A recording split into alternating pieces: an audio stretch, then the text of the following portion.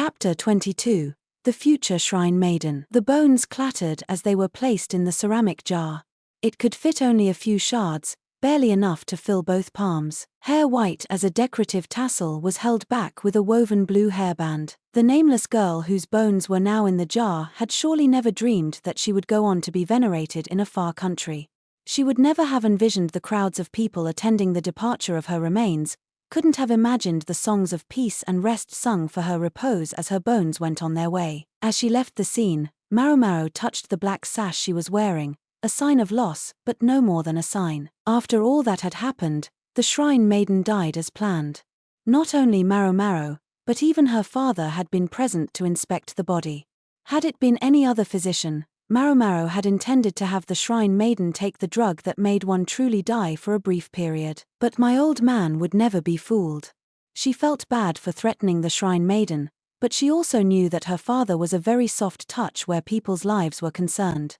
She made him something like her co-conspirator. As for the real shrine maiden, "Is this place acceptable to you, shrine maiden?" asked Jinshi. He wasn't sure what to call her now that she was no longer in office, but settled on continuing to use her former title. Since she no longer occupied her sacred position, men like Jinshi could now approach her. They were in a room with layers of curtains, specially prepared to shield her from the sunlight. "Yes, it's quite tranquil," she said. "I'm glad to hear that. I would be happy to change any of the furnishings if they don't meet your needs," said a handsome person in men's clothing from behind Jinshi Arduo. Her villa was fast becoming a haven for people like the shrine maiden who couldn't appear in public. The emperor still visited Arduo from time to time, for although she was no longer a consort, she was far sharper and more thoughtful than the average bumbling bureaucrat. Then again, perhaps His Majesty simply wanted a friend with whom to share a drink. They had every reason to keep the shrine maiden in such a place.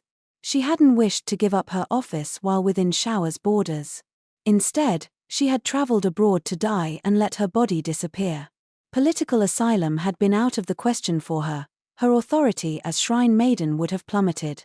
Perhaps she had sought death because she felt there was no more she could do in her position. But that's not true. Did she realize how valuable she could be by continuing to occupy the top of her hierarchy, even here in a foreign country? Even once she had publicly stepped off the stage? All that she knew, all the information she had gleaned over decades, was a priceless resource. Perhaps it felt to her like she was betraying the land where she had lived so many years, but she was not in a position to say so at this moment. "You'll honor the terms of our agreement," Jinshi said, polite but firm. "Of course. Have you not 2 hostages against me?" the shrine maiden replied. She was thinking of the White Lady and Eileen, both under arrest as criminals. Considering what they had done, it would have been and would still be perfectly ordinary to behead them at any moment. "I do request your aid to Shao, however." An audacious thing to say, if what you share with us makes it worth our while. Jinshi gave her his most luminous smile.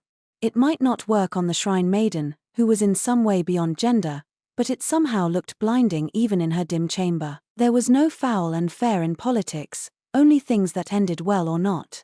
Situations like this one were hardly uncommon. Maomao began to follow Jinshi as he left the room, but she turned back when the shrine maiden said, "Ah, may I have a moment?" She was holding some sort of scroll. "Take this." She gave it not to Jinshi, but to Maomao, who opened it, wondering what it could be. It was a simple roll of several sheets of sheepskin parchment, each covered with crude drawings. "A child's scribbles?" Maomao asked before she could stop herself. "Yes," the shrine maiden said. Maomao tried to remember whether there had been any children around, and her eyes widened as she remembered. There was one. The girl with no speech who had been with the attendant that day. Jazgal or something like that. Maomao remembered how she and her friends had sweated to find the child's guardian.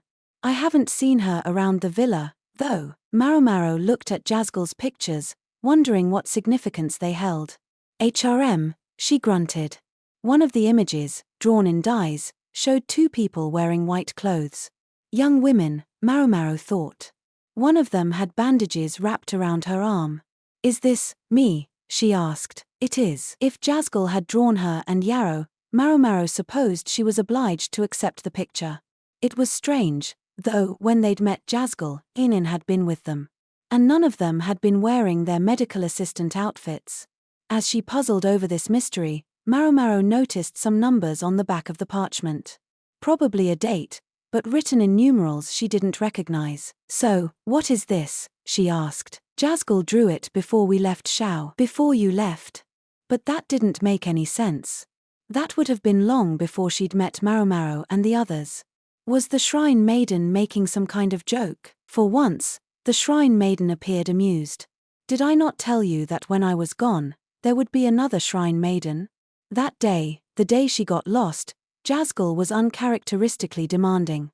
She insisted on going out. "To meet you, I'm sure." I highly doubt that." Maomao only believed things for which there was concrete evidence. The Shrine Maiden must be joking, she was sure of it. She rolled up the first parchment. The second sheet depicted a shining figure who looked like the Shrine Maiden, along with a slim figure and another scrawled illustration of Maomao. Precisely the people in this room at this moment. Maomao didn't say anything but only gazed at the parchment. "There's one more. Study it closely when you have the time," the Shrine Maiden advised. Maomao stood, almost befuddled. She didn't know what to say. The Shrine Maiden continued, "I wish for you to know that I, too, had it, once upon a time. The Shrine Maidens of Shao lack something, but there is something else they possess instead. I have no color in my skin, and Jazgal has no voice. Although I am afraid my abilities vanished from the moment I learned the truth about who I was." The Shrine Maiden was evidently a quick learner, for she'd become much more fluent in the local language during her brief stay. Maomao was still standing dumbstruck when Jinshi came back into the room. "What's keeping you?" "Let's go," he said. "Right." "Of course," Maomao said and followed after him. Jinshi gave her a curious look but went ahead. He must not have heard what the Shrine Maiden had said. The Shrine Maiden. Who is she, really? Maomao wondered. There had to be some sort of logical explanation, but if so, Maomao didn't know what it was. She was still thinking about it as she climbed into the carriage. Maybe the pictures were a coincidence, maybe the Shrine Maiden was straining to make them fit the circumstances. Sitting in the carriage, Maomao turned to the final sheet of parchment, but it was as perplexing as the rest. "What's that supposed to be?" Jinshi asked. "Beats me," she said. The picture consisted only of a line across the page, the space above which had been scribbled black.